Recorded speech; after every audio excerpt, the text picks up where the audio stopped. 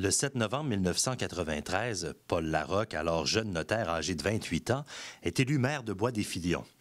Il occupera cette fonction pendant les 24 années suivantes jusqu'à ce qu'il annonce son retrait de la vie politique en juin dernier. Afin de lui permettre de dresser le bilan de sa carrière à titre d'élu municipal, nous l'avons récemment rencontré dans ses bureaux du boulevard Adolphe-Chapleau. Voici, en vrac, les réponses qu'il a fournies à nos questions. Donc, l'instigateur de ça, c'est Jean-Marc Bonenfant, avec qui j'ai eu plaisir, évidemment, donc, de me présenter en politique avec une équipe complète. Et on a finalement gagné les élections quelques mois après, en novembre, en fait, le 7 novembre 1993. Je me souviendrai toujours, on n'oublie jamais sa première élection. C'est un moment unique à vivre, là. La raison pour laquelle je me suis lancé en politique, d'abord, Bois-des-Filions, il faut se souvenir, en 93, là, on avait passé à côté de tout le développement domiciliaire des années 80. Hein. Fait que pendant que toutes les villes autour se développaient, nous, on a stagné. Il faut dire que l'expropriation pour l'autoroute 19 en 73 nous a aussi laissé un héritage malheureux parce que tout le centre-ville, on parle de 30 commerces et 80 maisons qui ont été expropriées, c'est le centre-ville au complet. Alors, pas moins de vous dire que on se retrouve justement avec une ville sous-équipée, développement anémique. Et là, finalement, pendant que les villes autour se développent, nous, ce qu'on a, c'est qu'on a un centre-ville qui est complètement mis à terre. Et en s'apercevant donc qu'il y avait des terrains excédentaires importants qui étaient propriété du ministère des Transports du Québec, on s'est mis dans la tête de récupérer ces terrains-là. Et c'est ce qu'on a fait. On a récupéré tout près de 2 500 000 pieds carrés de terrain excédentaire du ministère des Transports du Québec dans le quartier nord-est de la municipalité qu'on appelle aujourd'hui Place du Parc. C'est une immense sablière désaffectée et on s'est dit, bien, il faut remettre ça en valeur. Ça, vous me demandez une des choses dont je suis le plus fier. Il y en a plusieurs, mais une des choses, c'est la venue d'ADF. ADF est un joueur important de classe mondiale, le Dragon Forgé. Oui, ils sont installés à Terrebonne, juste aux limites de Bois-des-Filions. D'ailleurs, il y a une partie de leur terrain qui est à Bois-des-Filions. Mais il faut se souvenir qu'à l'époque, ils étaient à Laval, ces gens-là, et ils ont voulu s'installer sur la Rive-Nord. Et ils m'ont appelé pour me demander s'il n'y avait pas un endroit à Bois-des-Filions. On n'avait pas de terrain, on n'avait pas de parc industriel à l'époque. Mais j'ai pas voulu, évidemment, qu'ils partent pour une autre région. Fait que j'ai travaillé très fort pour qu'ils tombent à côté de chez nous le plus possible. Ce qui fait que on voulait le faire à Bois-des-Filions. Bien sûr, ça n'a pas été possible à cause de l'infrastructure qui n'était pas encore là. Même les routes n'étaient pas encore là. Mais Terrebonne, tout à côté, donc, a travaillé avec nous pour recevoir ADF. Ça, quand ADF s'est installé, ça a fait en sorte de pouvoir désenclaver le terrain du parc industriel, parce que la route s'est faite 650 mètres vers le nord, là, et ça a créé le parc industriel. On l'a avancé beaucoup. Hein? Je sais qu'il y a des gens qui pensent qu'on est au même point qu'il y a 25 ans. Non, c'est ça qui est encourageant, puis c'est pour ça que quand on est à l'intérieur, on peut voir l'évolution de ce dossier-là. C'est un projet de près de 600 millions de dollars du gouvernement. On est en période de restriction budgétaire, comme on le sait, mais c'est un projet qui a tellement cheminé. Quand on sait que ces grands projets-là doivent passer à travers toute une série de procédures pour se rendre aux plans et devis et à la construction, si on voyait tout le travail qui a été fait, on serait très encouragé. Je sais que les gens sont un peu cyniques maintenant, mais non. On est rendu où on a inscrit ce projet-là au Plan québécois d'infrastructure.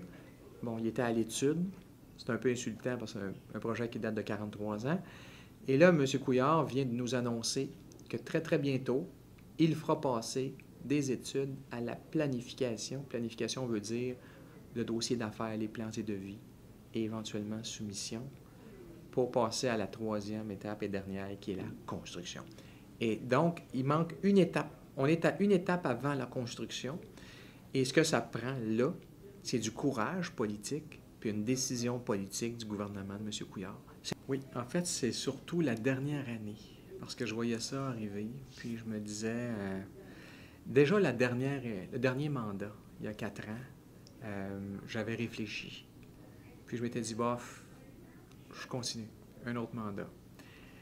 Puis évidemment, quand on est rendu au 6e, là, on ne dit plus, on les prend mandat par mandat. Hein. Et l'année avant, avant que ça se termine, j'ai longuement réfléchi à plusieurs reprises.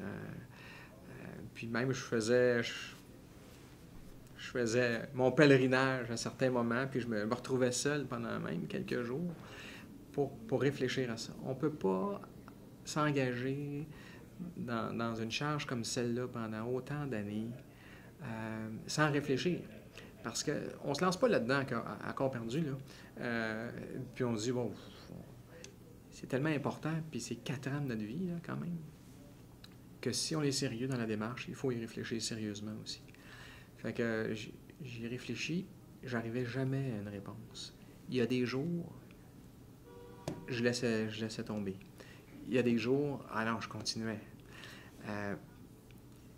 Et puis, les mois se sont accumulés, se sont déroulés, puis ça s'éclaircissait tranquillement, sans même forcer la chose. Puis je vais vous dire que ça m'est arrivé quelques mois avant. Je parlais à mes proches, évidemment, aux gens qui m'ont accompagné en politique au cours de ces années-là. Je parlais à ma famille, ma conjointe aussi, pas qui en souffre, mais qui avait... Peut-être de bonne humeur d'entendre ça. Ben, à tout le moins, quand j'échangeais avec elle, je voyais bien là, que... Puis ma fille aussi, Rosalie. Puis tous ont été très respectueux dans ça, à dire, ben c'est toi qui sais. Sauf que je sentais, moi, que c'était devenu lourd. Puis là, je parle, encore une fois, individuellement, là, le notariat, pour moi, j'ai un plaisir à être notaire, puis j'ai un plaisir fou à être maire aussi, avec l'équipe qui m'entoure, tant au bureau qu'à la mairie. Mais évidemment, c'est quand on prend les deux que c'est difficile. Puis là, il faut être honnête avec l'électorat, il faut être honnête avec les citoyens aussi. Là, on ne prend pas un travail pour le faire à moitié ou le faire par d'autres. Je pense qu'il faut être là. Et je voyais que la dernière année a été difficile au niveau de ma disponibilité. Je suis convaincu, puis c'est le cas, la très grande majorité des maires et des conseillers municipaux sont honnêtes.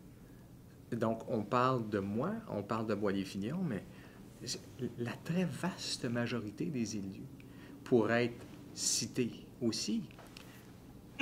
Ça n'arrive pas, mais moi, je tiens à le souligner, ça aussi, et non pas l'inverse. C'est pas la très vaste majorité qui est malhonnête, bien au contraire.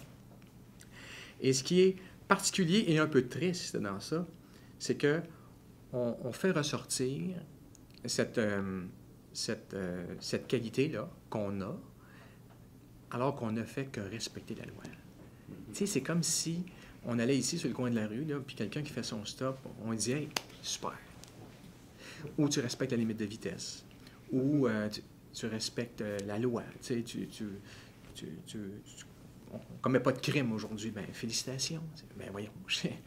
Et c'est ça qui est particulier, puis c'est ça qui est un peu triste, c'est qu'on vient justement montrer ou décrire ou définir ou saluer ou applaudir une administration qui a respecté la loi. C'est le monde à l'envers. Moi, je vais vous dire que pour moi, la politique, c'est terminé. J'adore ça. J'adore voir les acteurs, comment ça fonctionne. Des fois, ils me déçoivent, mais ça fait partie du jeu de la politique. Hein. Les joueurs des Canadiens aussi, des fois, me déçoivent. Là, mais j'aime ça.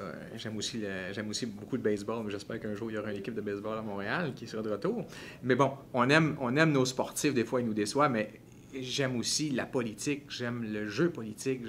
J'aime les gens qui se lancent en politique.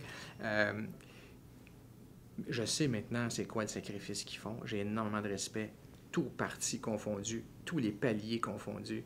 J'ai énormément de respect pour tous les élus. Puis la population devrait respecter ces politiciens parce que ces représentants politiques, s'ils savaient ce que c'était que d'occuper une charge comme celle-là, c'est quelque chose. Dans l'opposition, pas dans l'opposition, peu importe où ils sont. Le fait d'être là, c'est déjà un sacrifice incroyable, personnel. Ceci dit, non, je vais continuer à m'intéresser à la politique. C'est sûr que je vais suivre le parachèvement de l'autoroute 19 avec grand intérêt.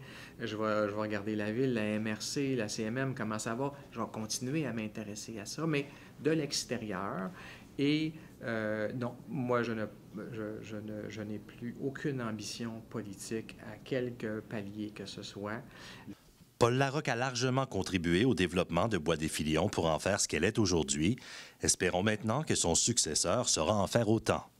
C'était un reportage de Christian Asselin.